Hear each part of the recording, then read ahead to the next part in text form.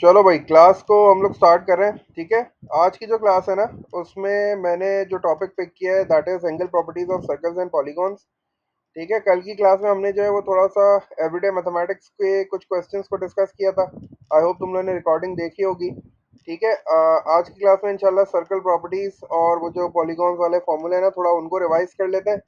मेरे पास कुछ क्वेश्चंस मैंने पिक किए हुए, पास पेपर के क्वेश्चंस हैं, तो उसमें जो है वो मल्टीपल कॉन्सेप्ट्स हैं, तो इंशाल्लाह उम्मीद है कि पूरा टॉपिक जो है ना वो अच्छी तरीके से रिवाइज हो जाएगा। ठीक है। तो let's just start the first question. पहला क्वेश्चन हमारे पास जो है, इसमें we have a hexagon. Hexagon का मतलब ये होता है कि सिक्स साइडेड फिगर है। अब देखो, हेक्सागोन से पहले उसने रेगुलर का वर्ड यूज नहीं किया, इसका मतलब है कि ये रेगुलर हेक्सागोन नहीं है। मतलब ये ऐसा हेक्सागोन है जिसमें एंगल्स और साइड जो है ना उनकी लेंथ अलग अलग है। रेगुलर हेक्सागोन अगर वो बोलता तो उसका क्या मतलब होता, जिसके सारे के सारे एंगल्स और सारी की सारी साइड जो है ना वो इक्वल होती, तो ये रेगुलर हेक्सागोन होता। लेकिन यहाँ हमारे पास सिर्फ हेक्सागोन लिखा हुआ है। ठीक है। तो ये हेक्सागोन का वर्ड मैंने अंडरलाइन कर दिया। हेक्सागोन है हमारे पास, मतलब सिक्स साइड्स होंगी तो सिक्स एंगल्स भी होंगे। हमसे कह रहा है राइट एन इक्वेशन, एक इक्वेशन लिखो and solve it to find the value of x. X basically angle है। ठीक है। आपको ऊपर कुछ हेक्सागोन में एंगल्स जो है वो लिखे हुए नजर आ रहे हैं, 2x है। ठीक है ना, x-30 है, तो बेसिकली x जो है ना वो एंगल से इसने रिलेट किया हुआ है। उसने एक वेरिएबल इंट्रोड्यूस करा हुआ है जो कि एंगल्स को रिप्रेजेंट कर रहा है, तो वो हमें वैल्यू फाइंड आउट करनी है। लेकिन वो कैसे फाइंड करनी है, we have to make an equation first. पहले हमें इक्वेशन बनानी है, उसके बाद उसको सॉल्व करना है। तो इक्वेशन बनाने के भी नंबर है, तो इसीलिए ये 4 मार्क्स का है। सही है। अच्छा, पहले तो ये डिसाइड कर लो कि चूंकि एंगल की बात हो रही है, तो क्या तुम लोगों को हेक्सागोन के इंटीरियर एंगल का सम जो है वो मालूम है? क्या तुम्हें ये आता है कि हेक्सागोन के इंटीरियर एंगल का सम कैसे फाइंड आउट करते हैं? याद तो नहीं है हमें, लेकिन हमें ये पता है कि एक फॉर्मूला हमने जो है वो डिस्कस किया था। वो फॉर्मूला क्या था? वो फॉर्मूला था n-2 × 180। वो फॉर्मूला हमारे पास क्या था? n-2 × 180 था। ये फॉर्मूला किस चीज़ का है? This formula is use to find the sum of interior angles of a polygon. ठीक है। रेगुलर हो, इरेगुलर हो, हमें जो है वो पॉलीगॉन्स के इंटीरियर एंगल्स का सम मालूम करने का ये फॉर्मूला पता है। अब चूंकि ये हेक्सागोन है, n is the number of sides, तो हेक्सागोन का मतलब है एन की जगह पे क्या हो जाएगा? एन की जगह पे आ जाएगा 6। ठीक है। तो ये हो जाएगा 6 - 2, एंड 6 - 2 इज 4। जब मैं 4 को 180 से मल्टीप्लाई कराऊंगा, 180 का डबल होता है 360, और 360 का डबल जो है ना वो हो जाता है 720। इसका मतलब ये हो गया कि ये जो हेक्सागोन मुझे ऊपर दिया हुआ है, इसके जब मैं सारे एंगल्स को ऐड करूंगा तो मेरे पास आंसर आएगा 720। ठीक है। तो आओ जल्दी से इक्वेशन बना लेते हैं, यहाँ से स्टार्ट कर लेते हैं। पहला एंगल क्या है मेरे पास? पहला एंगल मेरे पास है 2x, तो मैंने लिखा 2x। उसके बाद आ गया प्लस 120। ठीक है। साथ साथ लिखते रहो जल्दी जल्दी। 120 हो गया। 120 के बाद कौन सा एंगल है? 100 है, तो ये 100 हो गया। उसके बाद कौन सा एंगल है? उसके बाद है 144। ठीक है। 2x आ गया, 120 आ गया, 100 आ गया, 144 आ गया। उसके बाद आ गया मेरे पास x-30। ठीक है। ये पांचवा एंगल आ गया। और जो लास्ट एंगल है दैट इज 152। सही है ना? तो ये आ गया 152। और इन सब को जब मैं ऐड कर रहा हूँ तो मेरे पास जो आंसर आ रहा है ये आ रहा है 720। ठीक है। तो ये मैंने अपनी इक्वेशन बना ली। अब इस इक्वेशन को सिंप्लीफाई करते हैं और x की वैल्यू निकाल लेते हैं। ये 2x है और ये x है, तो ये 3x हो गया। ठीक है। अच्छा, अब उसके बाद जो है वो नंबर्स को ऐड करना शुरू करते हैं। ये मेरे पास हो गया 120। ठीक है। 120 में मैंने 100 ऐड किया, तो ये मेरे पास आ गया 220। सही है। 100 और 120 को ऐड किया तो 220 हो गया। 220 में मैंने 144 ऐड किया, तो मेरे पास आ गया 364। ठीक है। 364 यहाँ तक आ गया। 364 में से जब मैं 30 माइनस करूँगा, तो 364 में से 30 माइनस करूँगा तो 334 आ जाएगा। और 334 में जब मैं 150 ऐड करूँगा, तो मेरे पास आंसर आ जाएगा 486। ठीक है। तो ये आ गया 486। इसका मतलब है ये पॉजिटिव का 486 आ गया। और इक्वल टू के बाद क्या है मेरे पास? इक्वल टू के बाद है मेरे पास 720। तो बस अब 486 को शिफ्ट कर दो, माइनस कर दो, 3 से डिवाइड कर दो, तुम्हारे पास जो है वो आंसर आ जाएगा। डायरेक्ट कर लेते हैं जल्दी जल्दी। तो ये 720 वहाँ पहले से मौजूद था, 720 आ गया। उसमें से मुझे क्या करना है, 486 को सब्ट्रैक्ट करना है, और जो भी आंसर आएगा उसको मुझे क्या करना है, 3 से डिवाइड कर लेना है।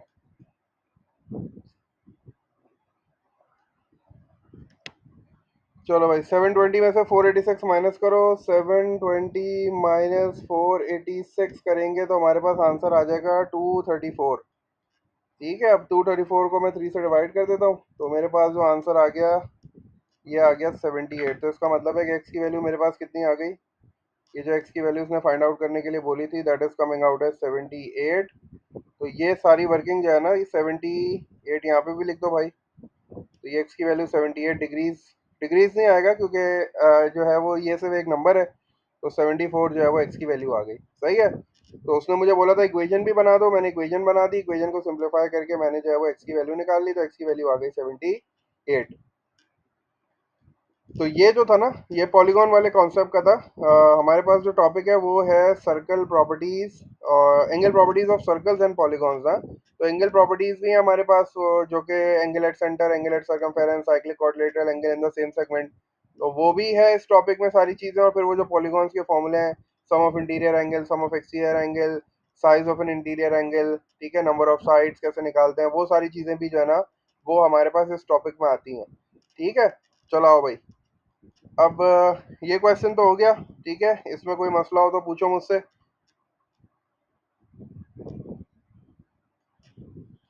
हम लोग चलते हैं जल्दी से अब नेक्स्ट क्वेश्चन की तरफ। नेक्स्ट क्वेश्चन जो है ना, ये हमारा सर्कल प्रॉपर्टी का क्वेश्चन है, सर्कल प्रॉपर्टी का क्वेश्चन है। और इसमें उसने ये बोला है कि भाई एंगल सीबीडी फाइंड आउट करो। पहले तो मैंने डायरेक्ट देखा फाइंड क्या करना है, पहले मैं देखता हूँ एंगल सीबीडी कौन सा है।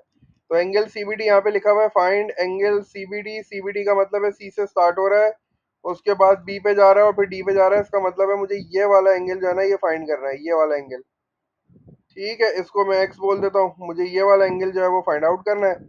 इसके लिए उसने मुझे जो है ना वो ऊपर 3 लाइंस दी हुई हैं। अब इन 3 लाइंस को मैं पढ़ूंगा और मैं आइडेंटिफाई करूंगा कि कौन सी प्रॉपर्टीज मुझे यहाँ यूज करनी है। ठीक है, तो पहली लाइन में उसने मुझे बता दिया A B C D are points on the circumference of a circle. तो सर्कमफेरेंस पे अगर पॉइंट्स होते हैं और 4 पॉइंट्स हैं और उन 4 को मिलाऊंगा तो क्वाड्रिलेटरल बनेगा। तो इसका मतलब है कि ये साइक्लिक क्वाड्रिलेटरल है। तो साइक्लिक क्वाड्रिलेटरल तुमने अपने जहन में जो है वो उसको वो रख लिया, या फिर ये है कि तुमने जो है वो पेपर पे इस तरह लिख लिया साइक्लिक क्वाड्रेटरल। ठीक है, तो साइक्लिक क्वाड्रेटरल वाली प्रॉपर्टी को चेक करेंगे हम लोग। उसके बाद कह रहा है E F is the tangent to the circle. अब टेंजेंट भी है। ठीक है, तो टेंजेंट वाली प्रॉपर्टी कौन सी है, टेंजेंट वाली प्रॉपर्टी बिल्कुल लास्ट वाली होती है जिसमें कहते हैं angles in the alternate segment. ठीक है, तो वो वाली प्रॉपर्टी भी यूज करने वाला हूँ मैं, उसको भी चेक करता हूँ अभी।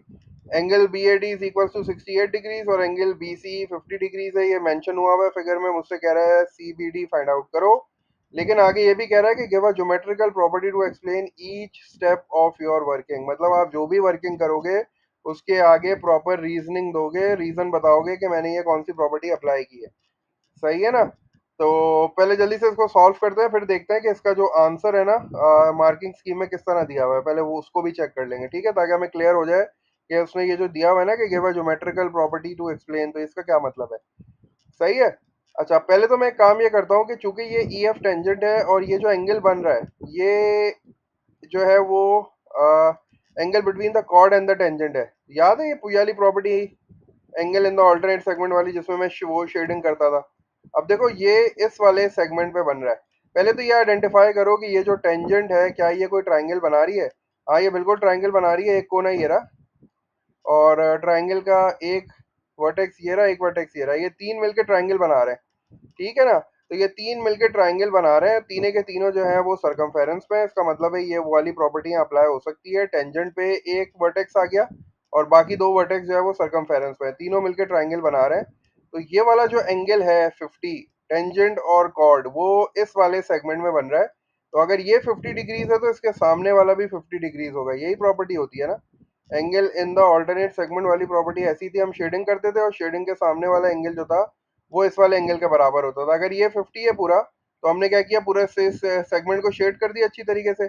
अब इस वो सेगमेंट के सामने ट्राइंगल का कौन सा एंगल बन रहा है, ये वाला, तो ये 50 डिग्री है। आप ये वाला ट्राइंगल मत देखो, बड़ा वाला, ये ट्राइंगल थोड़ी है, ये वाला ट्राइंगल थोड़ी है, यहाँ टेंजेंट कहाँ बन रही है।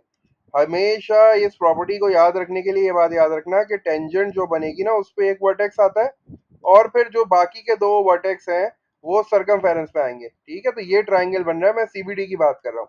ठीक है ना, ये जो एडीबी है ये भी ट्राइंगल है, लेकिन ये वाली और angle in the alternate segment वाली प्रॉपर्टी से इसका कुछ लेना देना नहीं है। हमेशा याद रखना वो जो टेंजेंट है ना, एक वर्टेक्स उस पे होना चाहिए। तो ये सी पॉइंट जो है ना बेसिकली ये टेंजेंट पे है। अब यहाँ से ट्राइंगल देखना है कि क्या यहाँ से कोई ट्राइंगल बन रहा है, तो ये सीबीडी ट्राइंगल बन रहा है। अब सीबीडी में जो है मैं अगर इस सेगमेंट की बात करूंगा तो ये वाला 50 जो है वो इस वाले 50 के बराबर होगा।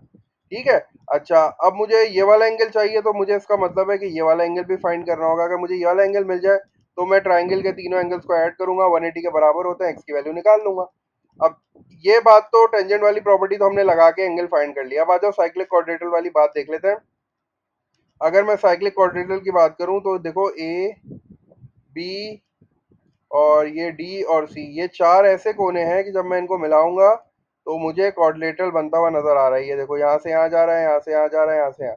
और ए और सी जो है ना वो ऑपोजिट एंगल्स हैं। ए और सी जो है वो साइक्लिक क्वाड्रिलेटरल के ऑपोजिट एंगल्स हैं, और साइक्लिक क्वाड्रिलेटरल में जो ऑपोजिट एंगल्स होते हैं वो सप्लीमेंट्री होते हैं। सप्लीमेंट्री मतलब उनका सम 180 होना चाहिए। तो अगर मुझे ये वाला एंगल निकालना है, मैं इसको वाई बोल दूं, वाई बोल देना है। सही है, मुझे ये वाई चाहिए। मैंने डिसाइड कर लिया कि ए और सी जो है वो ऑपोजिट एंगल्स हैं, ऑपोजिट एंगल सप्लीमेंट्री होते हैं। तो वाई निकालने के लिए मैं क्या करूंगा, वाई निकालने के लिए मैं 68 को 180 में से माइनस कर दूंगा, क्योंकि सप्लीमेंट्री एंगल्स होते हैं। तो अगर y और 68 को ऐड करूं तो आंसर 180 आना चाहिए। तो y निकालने के लिए क्या करेंगे, 180 माइनस 68 कर देंगे। तो 68 जब माइनस करूंगा तो ये मेरे पास, जब 2 मिलाऊंगा तो 70 हो गया, 10 मिलाऊंगा तो 80 हो गया, तो ये 112 हो गया। तो y की वैल्यू मेरे पास कितनी आ गई, 112 आ गई। ठीक है। और अभी मैं तुम्हें बताता हूँ कि रीजनिंग जो है वो कैसे लिखनी है ना। अभी तो हम लोग वर्किंग कर रहे हैं पूरी। हमने इसकी भी रीजनिंग नहीं लिखी, हमें इसकी भी रीजनिंग लिखनी है कि ये जो एंगल आया है 50, ये कैसे आया है। सही है।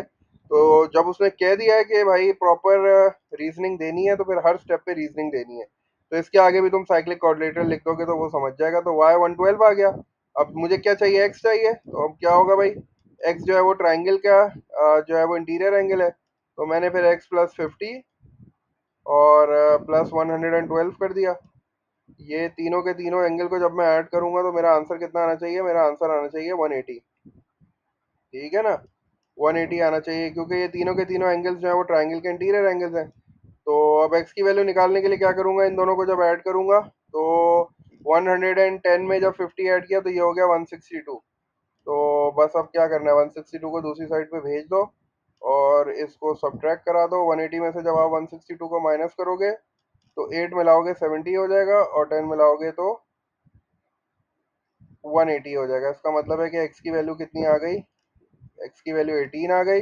तो ये जो एंगल उसने मुझे फाइंड आउट करने के लिए बोला था, कौन सा था, CBD, CBD is coming out as 18 degrees. ठीक है। तो ये था इसकी वर्किंग। अभी मैंने जो है ना वो लिखे नहीं है सारे, वो मैं तुम्हें दिखाता हूँ कि मैंने तुम्हें बोला था ना कि मैं मार्किंग स्कीम से भी मैंने जो है वो एक इमेज लेके रखा हुआ है, तो वो भी मैं दिखा देता हूँ तुम्हें।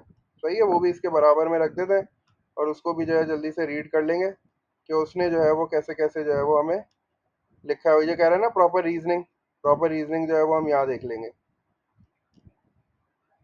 चलो भाई, अब जरा इसको पढ़ो जल्दी से, इसको पढ़ लो एक बार। ठीक है, हमारा आंसर जो है वो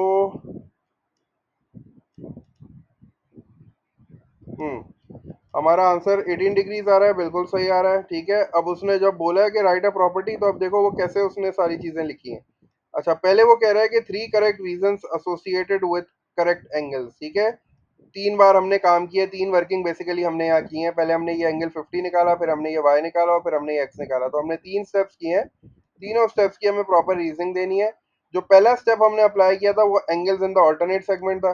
ठीक है। दूसरा वाला हमारा साइक्लिक क्वाड्रेटल था, और तीसरा वाला जो है वो हमारा sum of interior angles of a triangle 180 है। देखो इसने भी यहाँ प्रॉपरली सारी चीजें मेंशन की हैं, तुम्हें भी मेंशन करनी है। ठीक है ना। अगर तुमने ये 50 बराबर किया है तो तुम यहाँ लिखोगे कि भाई ये जो एंगल डी है, या एंगल जो है सी डी बी जो है वो 50 डिग्रीज है। ठीक है। तो क्यों 50 डिग्रीज है, angle in the alternate segment, तुम ये रीजन लिखोगे। उसके बाद y निकाला है हमने 112, कैसे निकाला, साइक्लिक क्वाड्रेटल। और उसके बाद एक्स कैसे निकाला, एक्स निकाला हमने सम ऑफ इंटीरियर एंगल से, तो वो भी पूरा प्रॉपर लिखोगे तब तुम्हें ये नंबर मिलेंगे। ठीक है ना। तो ये जो मैंने नीचे तुम लोग को दिखा रहा हूँ, ये बेसिकली हमारे पास जो है ना, ये इसका आंसर जिस तरह दिया हुआ था वो मैंने शेयर कर दिया है, वो उसको पढ़ लो एक बार, उसको कॉपी कर लो, फिर आगे बढ़ते हैं।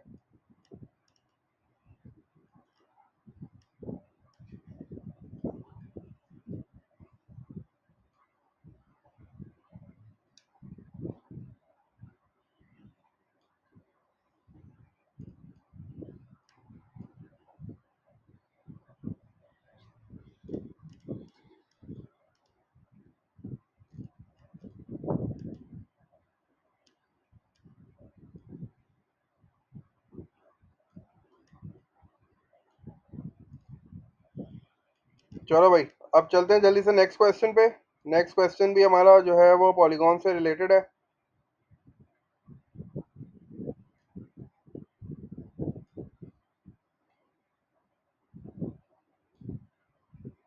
अच्छा, अब ये जो क्वेश्चन है इसमें उसने हमें क्या बताया हुआ है, उसने ये बोला है कि भाई the diagram shows an equilateral triangle B. ये जो ट्रायंगल आपको नजर आ रहा है ये इक्विलेटरल ट्रायंगल है। इक्विलेटरल ट्रायंगल कैसा होता है, इक्विलेटरल ट्रायंगल ऐसा ट्रायंगल होता है जिसमें तीनों साइड्स बराबर होती हैं। जब तीनों साइड्स बराबर होंगी तो तीनों एंगल्स भी बराबर होंगे। और ट्रायंगल का सम कितना होता है, 180 डिग्रीज होता है इंटीरियर एंगल का सम। अगर तीनों एंगल्स बराबर हैं इसका मतलब है कि इसको 3 से डिवाइड कर दो, एक एंगल कितना हो जाएगा, one angle will be equal to 60 degrees. इसका मतलब ये हो गया कि ये वाला जो एंगल हमें दिया हुआ है ये है 60 डिग्रीज। ठीक है, तीनों एंगल बराबर हैं, ये भी 60, ये वाला भी 60 और ये वाला भी 60। अब कह रहा है कि y की वैल्यू फाइंड आउट करो। इन्फॉर्मेशन ये दे रहा है कि ये जो पॉलीगॉन बना हुआ नजर आ रहा है ना तुम्हें ए, ये एक रेगुलर पॉलीगॉन है। ठीक है, एक रेगुलर पॉलीगॉन है जिसका इंटीरियर एंगल जो है ना वो 165 है। तो ये इंटीरियर एंगल ही तो हुआ 165। y की वैल्यू फाइंड आउट करना तो बहुत आसान है। टोटल एंगल कितना होता है, ये पूरा एंगल कितना होगा, कंप्लीट एंगल 360 होगा। तो मैं काम ये कर लेता हूँ जल्दी से, 360 में से इन दोनों को माइनस कर देता हूँ, मुझे y की वैल्यू मिल जाएगी 360 माइनस 165।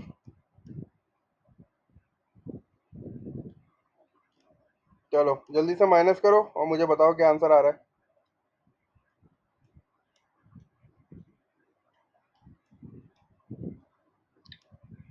135 आ रहा है। अच्छा, नंबर ऑफ साइड्स निकालने के लिए हमारे पास एक इंटीरियर एंगल है, साइज ऑफ इंटीरियर एंगल है ना, तो बस वही वाला फॉर्मूला यूज कर लेते हैं, साइज ऑफ इंटीरियर एंगल वाला। साइज ऑफ इंटीरियर एंगल वाला फॉर्मूला क्या था, size of interior angle is equals to n minus two multiply by 180 और डिवाइडेड बाय n। ये कौन सा फॉर्मूला यूज किया है मैंने, ये वो वाला फॉर्मूला है जिसमें हम एक इंटीरियर एंगल निकालते हैं ना रेगुलर पॉलीगॉन का, तो उसका फॉर्मूला होता है n minus two into 180 divide by n। तो यहाँ मुझे इंटीरियर एंगल एक दिया हुआ है 165, और चूंकि ये रेगुलर है इसका मतलब है कि सारे एंगल्स यही हैं। तो बस अब मैं इसको सॉल्व कर लेता हूँ जल्दी से, और मैं जो है वो n की वैल्यू फाइंड आउट कर लेता हूँ। ये n डिवाइड हो रहा है, इसको यहाँ भेज देता हूँ, ये हो जाएगा 165n। सही है, इज इक्वल्स टू, अब ये 180 चूंकि ब्रैकेट के बाहर है और ब्रैकेट के अंदर n माइनस टू है, तो 180 को पहले n से मल्टीप्लाई करते हैं तो वो आ जाएगा 180n। और जब मैं 180 को माइनस टू से मल्टीप्लाई कराऊंगा तो ये हो जाएगा माइनस 360। ठीक है, 180 मतलब ब्रैकेट से मल्टीप्लाई होगा ना, तो ब्रैकेट में n भी है और माइनस टू भी है, तो n से मल्टीप्लाई होगा तो 180n आ जाएगा, माइनस टू से मल्टीप्लाई होगा तो माइनस 360। अब एक काम ये कर लेते हैं कि 360 को दूसरी साइड पे भेज देते हैं, वो वहां जाके पॉजिटिव हो जाएगा, और 165 को यहाँ पे ले आते हैं, तो ये हो जाएगा 180n। 165 वहाँ पॉजिटिव का, इधर आके नेगेटिव का हो जाएगा। चलो बस अब तो सिर्फ माइनस करके डिवाइड कर दो, मुझे इनकी वैल्यू बता दो कितनी आ रही है।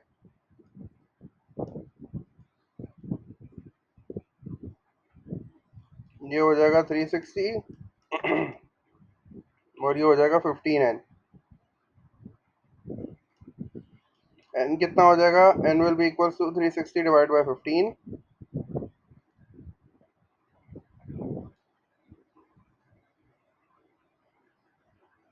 और n आ गया 24।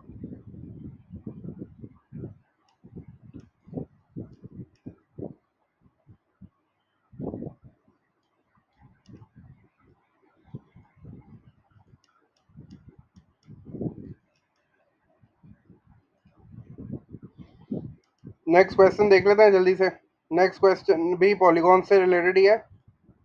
अच्छा, 3 हो गए, हमारे चौथे पे जा रहे हैं हम।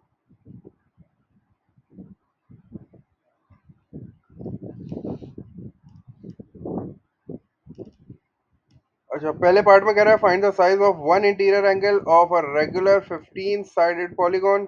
3 है, तो n-2 कितना हो जाएगा? 15 - 2 हो जाएगा 13। ठीक है, यही वाला फॉर्मूला यूज किया मैंने। n-2 into 180 divide by n है ना, मुझे एक इंटीरियर एंगल निकालना है। तो n-2 मतलब n 15 है, तो 15 - 2 13 हो गया, और 13 मल्टीप्लाई बाई 180 हो गया, और डिवाइडेड बाय n होता है, n है 15।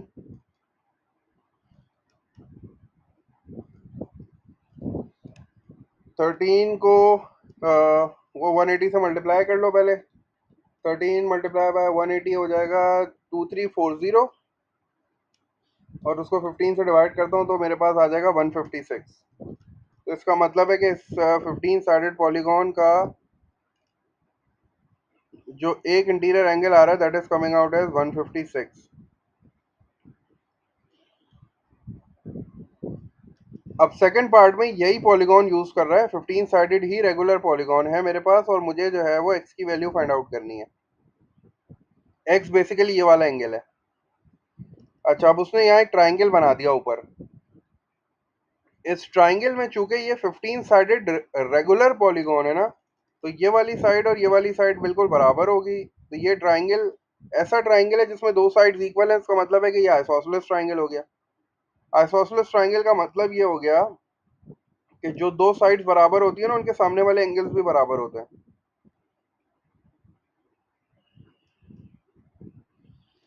ठीक है। अच्छा, ये जो है वो इंटीरियर एंगल है, तो वो तो मैंने फर्स्ट पार्ट में फाइंड कर लिया था 156। तो अब आइसोसेलेस ट्राइंगल के बाकी दो एंगल्स कैसे फाइंड करूंगा? 180 में से 156 को माइनस कर देता हूँ, कितना आंसर आ जाएगा? 24 आ जाएगा।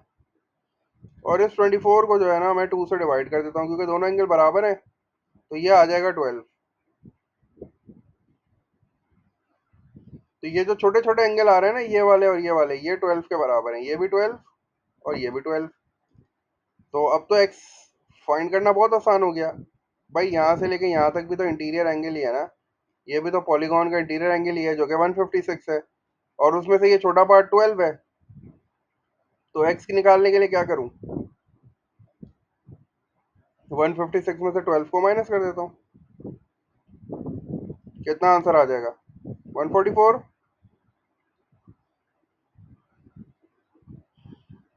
नहीं था, बस ये है कि आइसोसेलेस ट्राइंगल वाला कॉन्सेप्ट यूज करना था इसमें। अच्छा, इंटीरियर एंगल्स तुम्हें आइडिया होना चाहिए कि इंटीरियर एंगल्स कौन से होते हैं, तो इंटीरियर एंगल मार्क कर लोगे तो फिर ये क्वेश्चन इतना मुश्किल था नहीं। ये भी इंटीरियर एंगल है, ये वाला भी इंटीरियर एंगल है, ये वाला भी इंटीरियर एंगल है। एक चुके रेगुलर है तो सारे इंटीरियर एंगल्स बराबर होंगे। और जो लास्ट क्वेश्चन देख लेते हैं जल्दी से, फिर क्लास को फिनिश करते हैं। इसको रीड करो पहले, फिर सॉल्व करते हैं।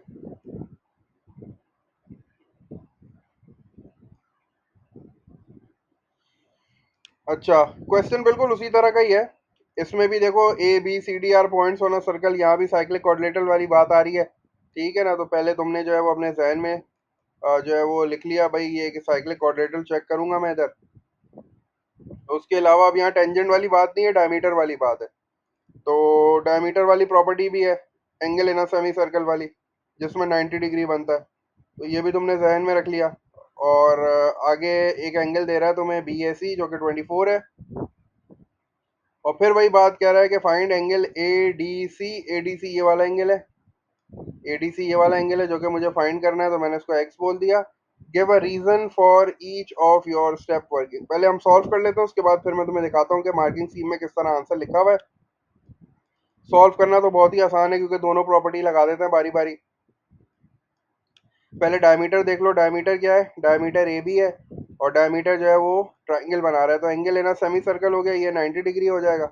डायमीटर के सामने वाला एंगल जो है वो ट्राइंगल का 90 डिग्री होता है। तो अब ये 90 हो गया, ये 24 हो गया, तो ये वाला एंगल तो तुम बहुत आसानी से निकाल सकते हो। ट्राइंगल के तीनों एंगल्स का सम कितना होता है? 180 होता है। तो तुमने क्या किया, 180 में से 24 और 90 को सब्ट्रैक्ट कर दिया,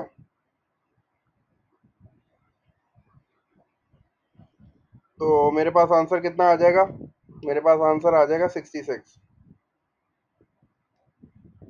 180 माइनस 24 माइनस 90 क्या किया तुमने? Sum of interior angles of a triangle 180 होता है, तो मैंने जो है वो दोनों को सब्ट्रैक्ट कर दिया, 66 आ गया। ये थोड़ी सी वर्किंग के आगे रीजन लिख देना। अच्छा, अब उसके बाद ये 66 आ गया, तो अब दूसरी कौन सी है? साइक्लिक क्वाड्रिलेटरल है। साइक्लिक क्वाड्रिलेटरल के लिए ए को देखो, बी को देखो, सी को देखो और डी को देखो। ये चारों जब मिल रहे हैं तो क्वाड्रिलेटरल बन रहा है, और इसमें बी और डी जो है ये ऑपोजिट एंगल्स हैं। तो ऑपोजिट एंगल्स क्या होते हैं? सप्लीमेंट्री होते हैं। तो सप्लीमेंट्री का मतलब है कि अगर मैं बी और डी को मिलाऊंगा तो आंसर 180 आना चाहिए। अब मुझे डी तो नहीं पता, मुझे बी पता है, तो मैं 180 में से बी को माइनस कर देता हूँ। तो मेरे पास जो है वो मेरा रिक्वायर्ड आंसर आ जाएगा 114 आ गया। ठीक है, तो एक्स की वैल्यू मेरे पास कितनी आ गई? एक्स की वैल्यू आ गई 114। मतलब वो जो एंगल सीबीडी था, सॉरी, एंगल एडीसी जो था, that is coming out as 114 degrees. ठीक है ना? तो ये जो है वो हमने वर्किंग भी कर ली। अब देखो इसकी रीजनिंग भी जो है वो देख लेते हैं कैसे उसने लिखी हुई है। रीजनिंग तो आप भी लिख लोगे, ठीक है ना, लेकिन फिर भी देख लेते हैं एक बार कि इन्होंने कैसे लिखी है। चलो भाई, इसको रीड कर लो जल्दी से। इसने यही सारी बातें बताई हुई है तुम लोगों को कि एडीसी जो है वो 114 आ रहा है। रीजनिंग क्या दी है इसने? इसने बोला है कि ए सी बी 90 डिग्रीज है, angle in a semi circle. उसके बाद ए बी सी जो है वो 66 डिग्रीज है, sum of angles in a triangle. और फिर लास्ट में उसने कह दिया कि ए डी सी 114 है, angles in opposite segments are supplementary. Cyclic coordinator में जो ऑपोजिट एंगल्स होते हैं वो सप्लीमेंट्री होते हैं। तो 180 में से 66 को माइनस कर दिया, 114 आंसर आ गया।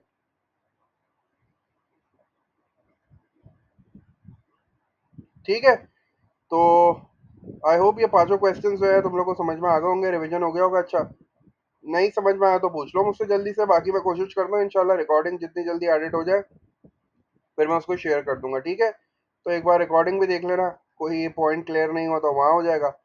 बाकी कोई मसला हो तो फिर यह है कि कमेंट कर देना नीचे, ताकि फिर मैं वहाँ तो मैं वो एक्सप्लेन भी कर दूँ। सही है,